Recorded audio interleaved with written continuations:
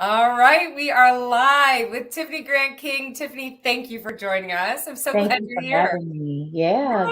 Yeah. I'm so glad when we talked about doing a live together, we were exploring what topics to talk about, and you were actually helping me with the problem, and so we're going to unpack that today.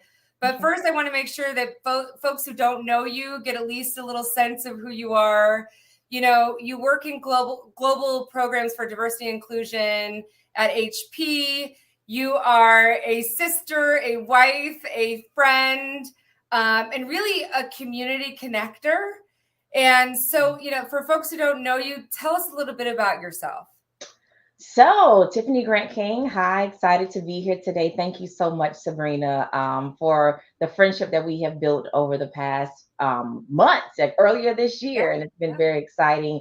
So, as she gave my LinkedIn introduction, I'm just a girl from South Carolina who grew up with great parents, great family values, and brought that to California, where I've built my life, my husband and my community. But I've learned and I've seen over time that we have to make sure that we are speaking out for those that can't speak for themselves. So, trials of life come. And sometimes we don't know how to respond to them, and others don't know how to respond to them. But there are those who do. There are those who have the resources, they have the access, and they have the ability to drive and impact change. So that's all that I'm trying to do, even in my work and in my community on a regular basis. And that's exactly it. And one of the ways we actually met was through your work that you do with Love Never Fails and Right. Vanessa Russell and getting connected there. And now you're doing more charity work on top of, you were just talking offline, some of the different, investing and learning and different seminars and things that you've been going to and speaking at. Right. So you are a wealth of knowledge on this. And so today we're going to talk about, speaking with it with purpose. Right. Right. And I'm so curious because I think we talk about it a lot, but I want to know, what does that mean to you? Right. When we Right. say speak with purpose, what does that look like? What does that actually mean? So something you just did, I will call out. So you said Okay. the charity work with Love Never Fails. For me, it's not necessarily charity. Mhm. It's because we have to care and take care of each other. Yeah. We don't exist and move throughout this world alone. We Right. can't do it in our own silos, thinking we have our own little bubbles of protection or whatever we want to call it. Like we Right. have to depend and care for our neighbors and Mhm. depend and care for others that are around us. Being able to see people where they are and where they are, how do we then elevate them to where they desire to be and how we can help support them in achieving that. So that's just like it's kind of like it's in the little details sometimes. It doesn't have to be grand. It doesn't have to take a stage or a platform, but just in being intentional and about how you're going about approaching it. And so, where do you really start when you're trying to speak with purpose? Because it seems so big. And I think in part, it seems so big because at least for me, you feel this pressure to be perfect, to get it right. And so then you feel like you have to learn and know everything. So, I'll put this on you. Where do you start? What do you do? Just start. I Mhm. think it's one to just be present wherever you are. Be present where you are, not where you're trying to get to, not where you're trying to be, not what you're desiring to be, or who you're trying to emulate. Just be present where you are. Take in the situation, the reality of the situation, and then figure out, okay, if this is not where you want to be, what would you change? What would you do differently?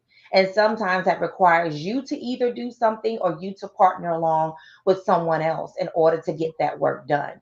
But continuing to exist in a place where you don't desire to be, it's kind of like letting life pass you by. We only get one. That's right. There was a comedian, Dion Cole, and he has this thing in one of his comedy specials around, how many summers do you have left?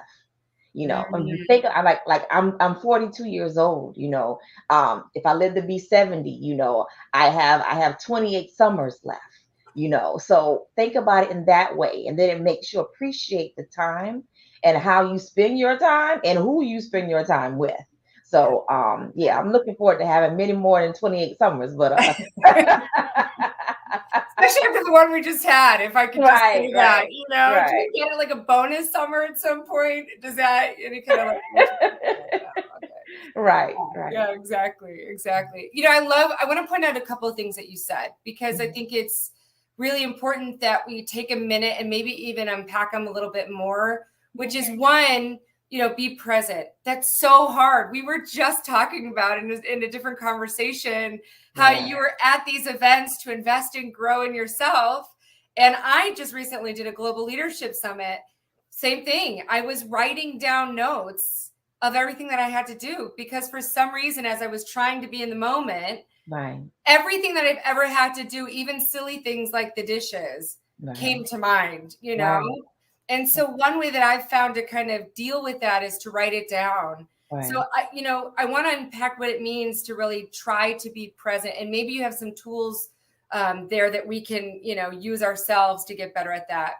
And then the other thing you said, which I think is probably going to be one of the key takeaways from today, is how many summers do you have?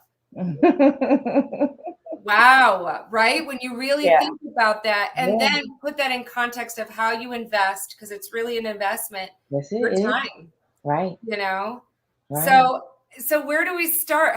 Let's start with maybe tools of Mhm. staying present so that we can enjoy those summers, Yeah, Any guidance there? yeah. Tools of staying present for me, there are certain I don't do like 3 month, 6 month, 9 month goals. Okay. It's kind of like at the end of the day when I go to sleep, what do I would have liked to have accomplished by the end of that day, or at least started on, or had an initial conversation about. So I think there it kind of helps you say, okay, if I don't do X now, Y won't happen, and I can't get mad when the result is Z. Right. So, kind of even looking towards the future, not Mhm. necessarily planning, but just setting the expectation. You can't say, I want a cake at 6 o'clock. It's 12 o'clock. You have no ingredients. You're not even home. You haven't been to the grocery store, but you still want a cake at 6 o'clock. Like that's almost impossible. So just kind of doing some forethought and not Mhm. and it's almost scary to me when I see people crossing the street and they have their cell phone, they're not even looking up. It's like we're walking zombies. Don't become a zombie and get so in tune into your routine that you don't even have to think. You Mhm. don't even have to make decisions or challenge yourself around what you're about to do and why you're about to do it. Right. Like we have to get out of routines are important, but don't become almost very mechanical or robotic. Right. So you want to make sure that you're leaving space and grace in order for some change to happen, some excitement to pop in. If my husband want to take me to dinner, I'm always hungry, so we want to go. So we see what adjustments that we can make. But Right. I think it's about just leaving a little bit of space for life to occur naturally. Yeah. And you know what, for type A like me, I had a mentor tell me this years ago, and I've applied it across the board in my life. I even, branched out and gave my team an opportunity to do this. He said if it's not in your calendar, pretend it didn't happen. Where you invest your time is where you're investing your heart. Right, So block it out if it's right, important to you. And maybe that is, right now, your big rock, your big focus is going to be being more intentional. So block out that chunk of time. And right. it literally says block in my calendar when I go, no, I need some reflection time. This week's been crazy busy, because I think, to your point, again, just speaking for myself, it can get so busy, and it's so incredibly easy to get wrapped up in, let me just do one more email. Let That's me true. just one more. Let me just one more. And you That's true. said something else about space and grace. Mhm. And, I think the latter part, we just talked about blocking out the space. You also have to give yourself some grace. That's right. I think that's how you, to your point, you just start speaking with Right. purpose. You understand you're not going to get it right. Right. You Right. understand that there's going to be questions where I'm going to call Tiffany and say, hey, how should I handle this? Am I Right. thinking about this properly? Am I using my words intentionally? Right. Can you help me with this? Right. And using your words intentionally, not only for others, but for yourself. And that's the Mm, main thing. I know it was recently, a lot of things were going on, conferences, meetings, and I was like, I get 24 hours in the day to live, like in mm, my entire life. Not just my professional life, not just, my personal life, my fitness life, whatever you want. It's my entire life. We all get 24 hours. So unfortunately, I can't give this one thing 20 of it. It's very selfish for it to think that it deserves 20 of it. So, yes. how can I make sure I'm creating balance for myself so that I can be happy at the end of it Yeah. Yeah. all? Yeah. That's exactly it.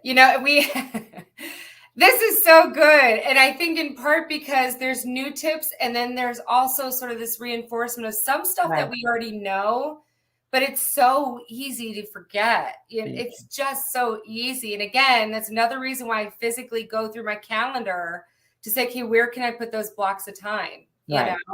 Yeah, Right. it's just Right. so easy. It's amazing. Like this morning, we it popped up on my calendar around mental health. Mm, So it's kind of like every month there's some type of mental health, mental awareness theme, and I'm also a Christian, a member of a church in Oakland, California, Memorial Tabernacle Church, and we do different themes throughout the year. And it's on my calendar monthly to kind of check it out to see what those themes are to align with our community partners and mm, friends. I might not do that today, but I was reminded about it. So it may be Saturday before I even reach out to any of our partners, but I was reminded. So, like you said, if it's not on your calendar, then it's not important to you. Put it on your calendar, even if you don't do it. You scheduled it for 2 o'clock. You might not do it at 2 on right, today, but you may do it at 2 on Saturday. So right. make sure it stays top of mind and kind of stays fresh for you as well. Mhm. Yeah, yeah, that's really important. And I think that kind of goes back to the grace, right? Right. Right. At least for a personality like mine, I need that. I need to experience that for my own growth. Right. Right. I have to just sort of put myself out there. In large part, that's why I started doing these lives because I just It's wanted to put it awesome. out there, Right. and just say, I'm Right. going to go live. I'm not going to edit. I'm not going to, change anything. This Right. is it. This is the reality, as imperfect as it's going to be. And Right. hopefully there's pieces that help empower people to do Right. something bigger and better than I could ever do, It's like having a conversation on the street. You Yeah. don't record a conversation you're having with your neighbor on the street and then say, "Oh, let's go back and edit this so Right. it's perfect." And what is Right. perfect? What is perfection? Who's looking for that? I'm personally not looking for it. I don't know what that looks like in terms of my own life. So I like my flaws. I like my scars. I like the things that I don't do correctly. They're learning opportunities, and I think without those learning opportunities, you limit your opportunities to grow and to stretch yourself and Yeah. to be examples to others who may be going through similar experiences. So I Yeah. think we always have to make sure we know that maybe somebody else is watching me. So how can I ensure that I'm displaying the reality of what this situation could look like? Right, right. And in that, right, you're speaking with purpose, you're challenging your thoughts, you're Right, continually to kind of, challenge your own expectations, right, reality, knowledge, all of that. Yeah. right, right, So we're talking about this in a personal sort of, private life context, but I think this really applies in business too. And I think that's a definitely. large part of what I'm hoping these lives really, drive home is that as much as we talk about diversity and inclusion and equity, and you pointed out perfectly earlier, charity or just Mhm, being a good human, mhm, I think that there's so much benefit to bringing that into business that gets so overlooked. And, like I mentioned earlier, you run global programs for diversity and inclusion at a massive company. So you get a chance to see a perspective that a lot of us really don't, and maybe don't mhm. even understand Right, what that really looks like. right, So can you help us get an understanding of why is this important and how is it important in a right. business context? Right. So It's important because it's what brought me to HP. So I Mhm. retired years ago. I don't look that old, but I did. I retired, started my own consulting company, and then there was an opportunity that I learned of at HP, and I said I would never go back into corporate America, you know.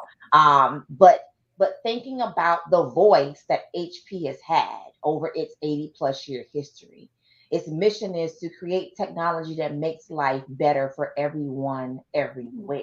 Mm. So when you think about everyone everywhere and kind of being a lighthouse or a staple to put in the ground for others to kind of follow an example, I respected the company first and foremost. Then I also respected the chief diversity officer, is actually my manager, Leslie Slayton Brown, and just having those two examples, understanding how they have used their voice to empower people, not only just for having access to technology and having access to good jobs and careers, but just the global aspect of the good that we could do in the world.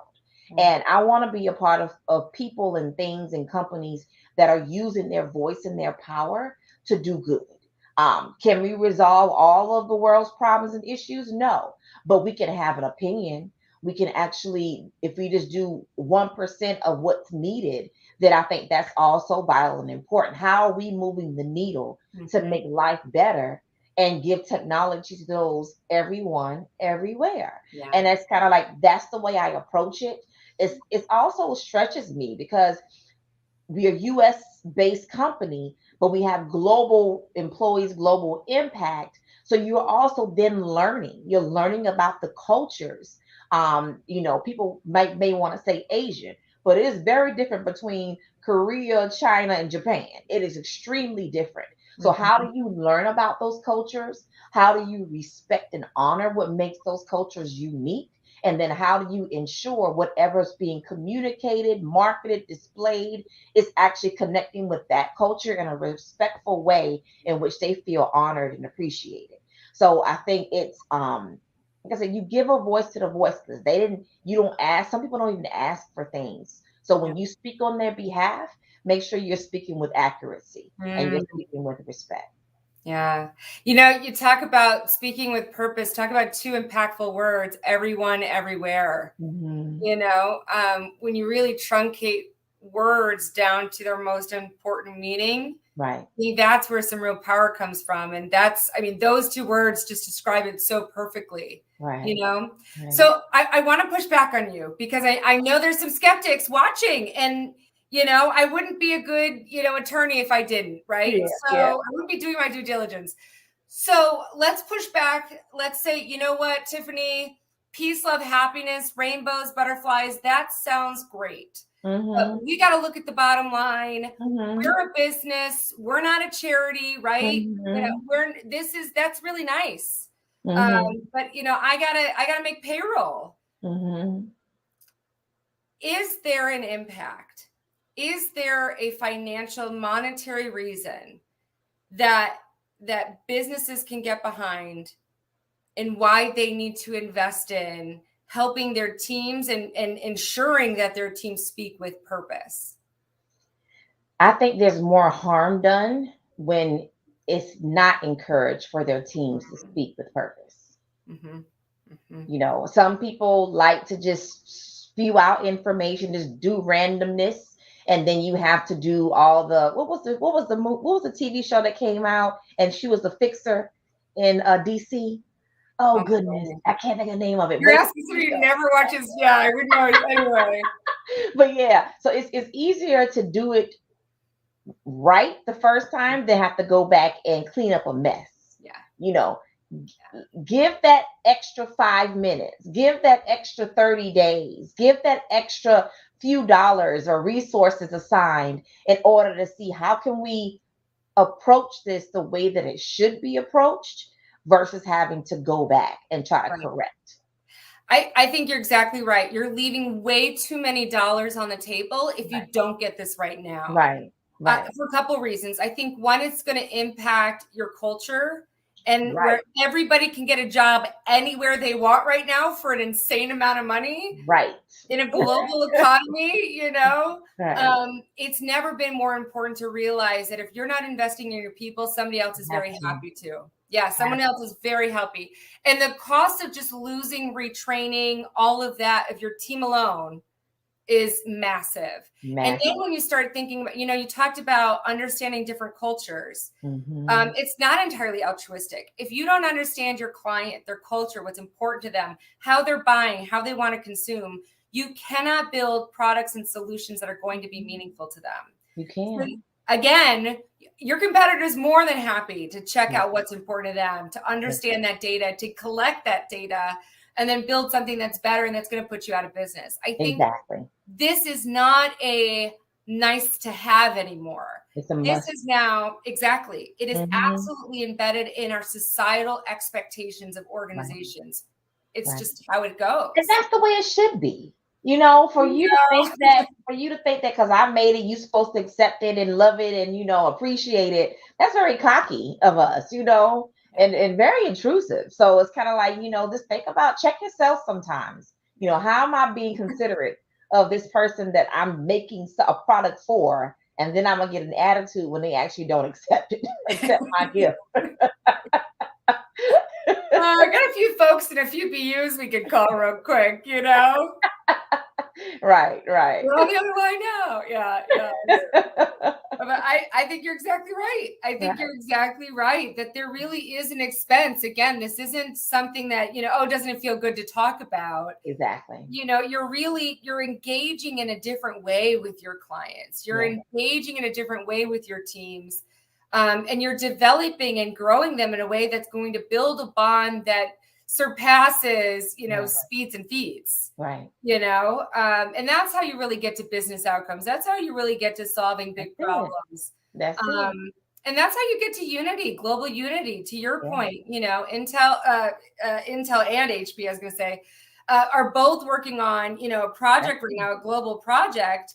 And without, understanding what's going on around the world and what's important across different cultures, not sort of lumping them, I think they would miss the mark. I really do. And there'd be a lot of wasted investment. So yeah, I think you're spot on. Yeah. Exactly. And just understand the voice that HP has as a company, the legacy that exists with it, known as the birthplace of Silicon Valley. There's some conversations we may need to go back and have, over our 80-year history, but the conversations going forward can be very exciting, can be extremely transformative. Not only for the Silicon Valley, the Bay Area, but then also for the world. Right. Hey, you know what?